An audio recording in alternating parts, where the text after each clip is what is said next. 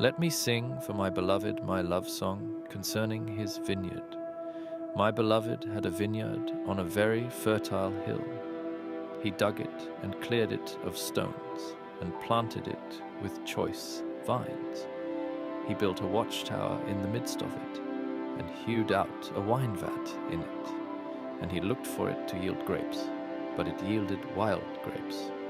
And now, O inhabitants of Jerusalem and men of Judah, judge between me and my vineyard. What more was there to do for my vineyard that I have not done in it? When I looked for it to yield grapes, why did it yield wild grapes? And now I will tell you what I will do to my vineyard. I will remove its hedge, and it shall be devoured. I will break down its wall, and it shall be trampled down.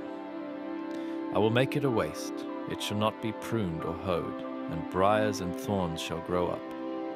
I will also command the clouds, that they rain no rain upon it. For the vineyard of the Lord of hosts is the house of Israel, and the men of Judah are his pleasant planting. And he looked for justice, but behold, bloodshed, for righteousness, but behold, an outcry.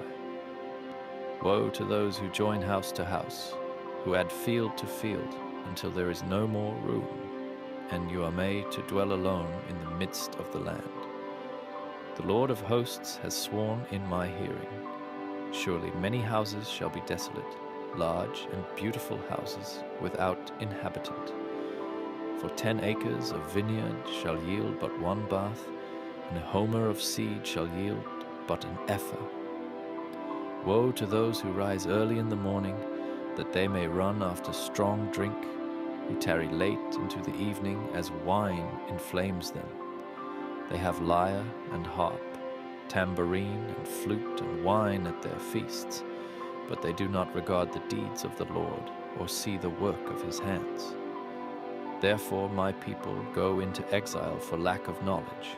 Their honored men go hungry, and their multitude is parched with thirst.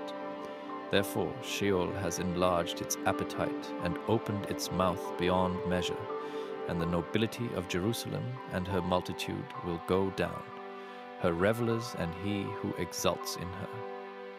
Man is humbled, and each one is brought low, and the eyes of the haughty are brought low. But the Lord of hosts is exalted in justice, and the holy God shows himself holy in righteousness.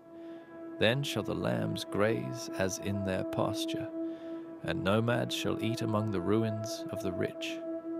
Woe to those who draw iniquity with cords of falsehood, who draw sin as with cart ropes, who say, Let him be quick, let him speed his work, that we may see it. Let the counsel of the Holy One of Israel draw near, and let it come, that we may know it. Woe to those who call evil good, and good evil, who put darkness for light and light for darkness, who put bitter for sweet and sweet for bitter.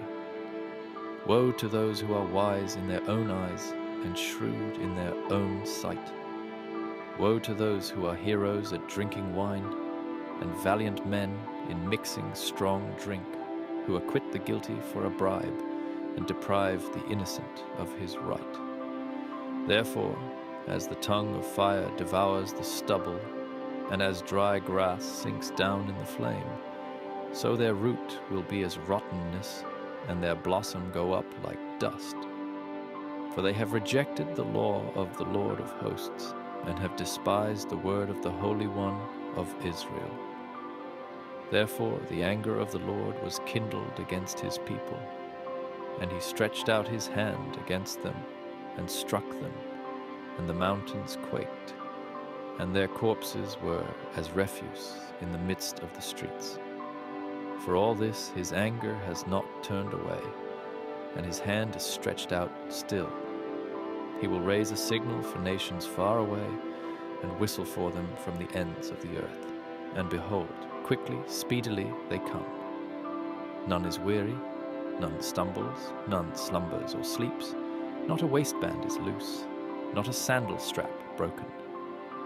Their arrows are sharp, all their bows bent, their horses' hoofs seem like flint, and their wheels like the whirlwind. Their roaring is like a lion, like young lions they roar. They growl and seize their prey. They carry it off, and none can rescue. They will growl over it on that day, like the growling of the sea. And if one looks to the land, behold, darkness and distress, and the light is darkened by its clouds. In the year that King Uzziah died, I saw the Lord sitting upon a throne, high and lifted up, and the train of his robe filled the temple. Above him stood the seraphim. Each had 6 wings. With 2 he covered his face, and with 2 he covered his feet, and with 2 he flew. And one called to another and said, Holy, holy, holy is the Lord of hosts. The whole earth is full of his glory. And the foundations of the threshold shook at the voice of him who called, and the house was filled with smoke.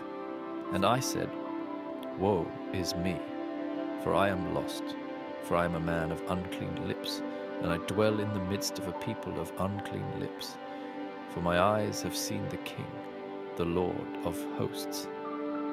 Then one of the seraphim flew to me, having in his hand a burning coal that he had taken with tongs from the altar. And he touched my mouth and said, Behold, this has touched your lips. Your guilt is taken away, and your sin atoned for. And I heard the voice of the Lord saying, Whom shall I send, and who will go for us? Then I said, Here I am, send me. And he said, Go and say to this people, Keep on hearing, but do not understand.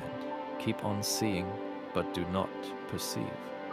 Make the heart of this people dull, and their ears heavy, and blind their eyes, lest they see with their eyes, and hear with their ears, and understand with their hearts, and turn and be healed. Then I said, How long, O Lord?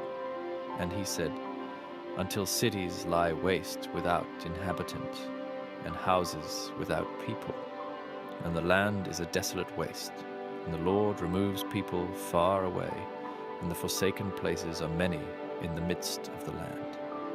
And though 1/10 remain in it, it will be burned again, like a terebinth or an oak, whose stump remains when it is felled. The holy seed is its stump,